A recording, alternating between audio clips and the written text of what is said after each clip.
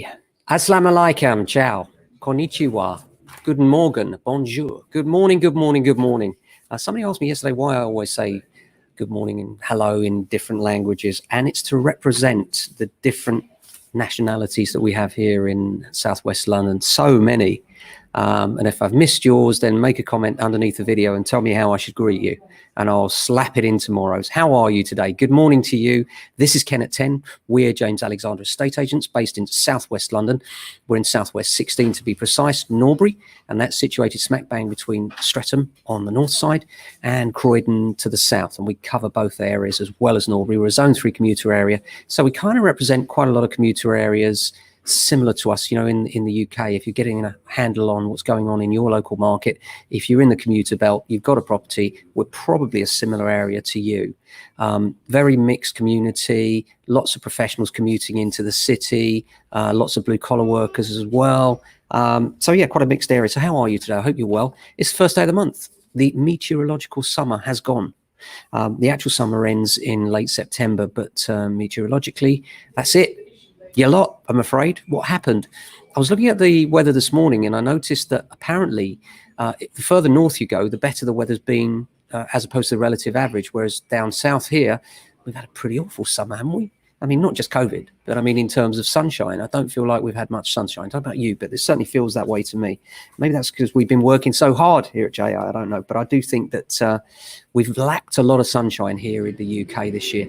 The weather here in Southwest 16 is very grey and overcast, and you can't help thinking that, is there going to be an Indian summer? Not sure. I think it's going to stay pretty grey and overcast, and we can get ready for the coats, I'm afraid. Oh, by the way, if you are in the area this evening, we will be playing live. The Fulham Big Band will be playing live in aid of cancer research. I will be there with my saxophone in the Bedford Arms in Fulham. So if you are around 7:30 to 9:30 and you fancy a little bit of live music, big band style, then do come and join us and donate to cancer research while you're there. It's all free. You can come in, just have a drink, come say hi. Apart from that, let's get into the property news today. BBC says that the London Greenbelt is under pressure as housing demand rises. It always has been, really. And one thing I should say on this, and whilst this is not financial advice, it is an important tip. Lots of people end up buying small parcels of Greenbelt land in the hope that it will become available for planning. Now, in most instances, people are carving up farmers' fields, which have no prospect whatsoever of any planning for housing, and end up buying them for substantial sums. And we end up getting them back to resell at auction because they couldn't actually get any planning on, and they've held on to them for years. And this happens time and time again. So if people are offering you small plots with no permission, be very, very careful, because you could end up with a pup. Many people do. But the article says the BBC is looking at the debate over whether parts of the metropolitan Greenbelt, and that's 405,700 hectares encircling London, should be used to help alleviate the growing demand for housing in the city. The Greenbelt, the piece notes, was designed to stop urban sprawl as well as preserve the special character of historic towns around London, but could be opened up in exceptional circumstances by proposed changes to planning rules. While the government says decisions to release land are made by local councils, the London Greenbelt Council has warned that the Ministry of Housing, Communities and Local Government is putting councils under pressure to release land for development. So we can expect an eat into the Greenbelt, which is always a bit sad, I think, being a bit of a greenie. I do think that's a bit sad. Another green headline on Power shortly. Down valuations. This is something that's common in agency now. When you have a valuation on a property, quite often the surveyor will come back and not agree with the value. The surveyor will say that according to what we call the comparables, that is the houses that they've seen compared to the one that you're selling, the one that you're selling is not worth what you're asking, and there's a small down valuation. And this is always frustrating, because I know from having done this for 30 years that if you can value within 5% of a property's true value, the rest is in the lap of the gods and in the eye of the buyer, which is why quite often with us, you'll see the price pitched as offers over, and we'll let the market decide what the price is, because it's not about what I say. It's not about what a vendor says. It's about what someone's prepared to say. Our job is to excite them about viewing it and wanting to take it, and then get a buzz around the market to make sure you've got the maximum audience. And then at that place, when everybody's had a look at it, at that place, then we start to talk about price and start to say, right, well, what, put your best foot forward. We've got 4 people on this one. What are you prepared to pay?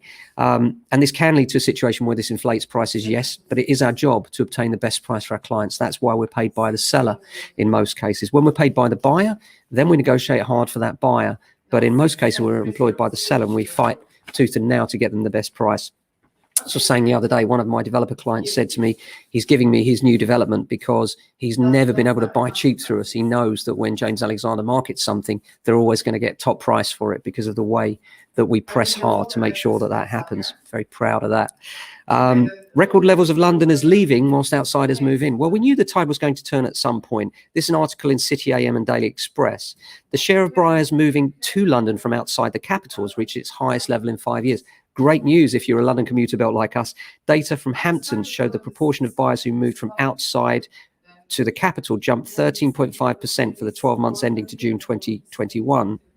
The majority of people buying in London from outside were under 40, with easy access to amenities like restaurants and shops proving attractive in spite of the pandemic. Hackney and Wandsworth attracted the most movers in this age group, while the data also showed record numbers of Londoners leaving the city. So it's really interesting. We've got this exodus of people that are currently in the city moving out and outsiders moving in. But at least there's an equilibrium building now. You know, generally speaking, we tend to find there are more moving in than out. And I do expect that balance will change again.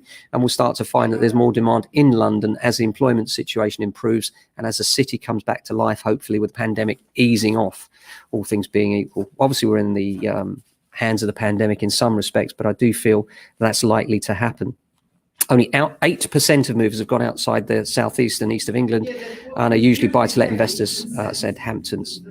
Mortgage approvals have fallen over the last month. Well, that's not really surprising, or it shouldn't surprise you given what's happened. A lot of people brought forward their decision to buy to the first half of this year if they were moving this year. So we are experiencing a lack of new properties coming into the market. And that means that when you do market, there is substantial demand because there are more buyers than sellers. Just like there were in the first half of this year, what's happening is that there are less buyers now than there were in the first half, but even less property. So still the demand is strong, particularly for family homes. Article from Shell in The Guardian and The Telegraph today says that they plan to roll out 50,000 on-street electric vehicle chargers. I posted one of these the other day, actually, just here in Norbury. There was a lamppost with a charger on and there was a taxi plugged into it. And I thought, that's great. It's good to see that. You know, if we could get all electric vehicles throughout the city, can you imagine the pollution drop would be immense? So really good to see.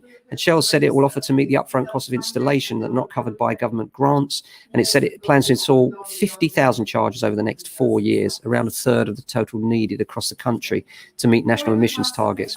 Very good news. And Hartlepool have got solar projects confirmed as well. 3 large solar farms are to be built within a 5-mile radius of each other, which I think is great news as well. Retail footfall is rising. This is good to see as well. Footfall across all retail destinations rose an average of 8.2% over the August bank holiday. Across the high streets, there was an increase of 7% over last week. So it's good to see that starting to come back online. The Times said booming house prices are driving up the retail prices index. And of course, they form part of the index where we measure inflation and therefore are a significant factor. And this includes housing depreciation and property prices. It reached 3.9% in June, is on course to hit 5.6% later this year. Simon Ward, economic advisor at Janus Henderson Investors, said, as the Office for Budget Responsibility forecast, RPI of just 2.4% in March. A 3.2% overshoot would add 15.2 billion to the cost of servicing the government's 470 billion portfolio index-linked gilts, Ward said.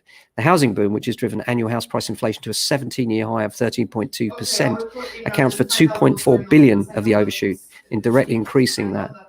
Given that the bill for stamp duty relief is officially estimated at 4.7 billion, the government combined the cost to the exchequer to the property market boom is likely to top 7 billion this year.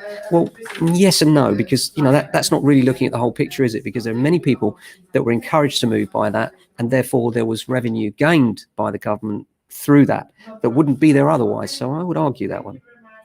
Apart from that, we are looking at a fairly busy day today, couple of valuations, 4 new instructions. COVID's still hitting us hard here in Norbury. It's quite sad. And I don't mean in terms of infection rates.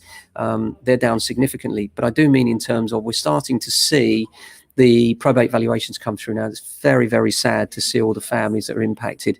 It's been an awful time, hasn't it? I hope to see it recede over the next few months, but I am finding a lot of COVID-related probate valuations, which is very sad to see. And hopefully that will start to recede over the next few months. In terms of the market generally, Interesting to see a couple of agencies not responding on their telephones. One particular looks like it might have shut down, a big name locally, which is interesting to see. We're still here, very busy. If you're talking about buying or selling, or you just want to chat, some local advice or some advice if you're in another part of the country, always give us a call. It's what we do, talk property. We love it. Have a fantastic day. Thanks so much for watching and joining me today. We're back tomorrow with another Ken at 10. Until then, pinch punch, first day of the month, White Rabbits. It's the 1st of September. We'll see you tomorrow. Take care.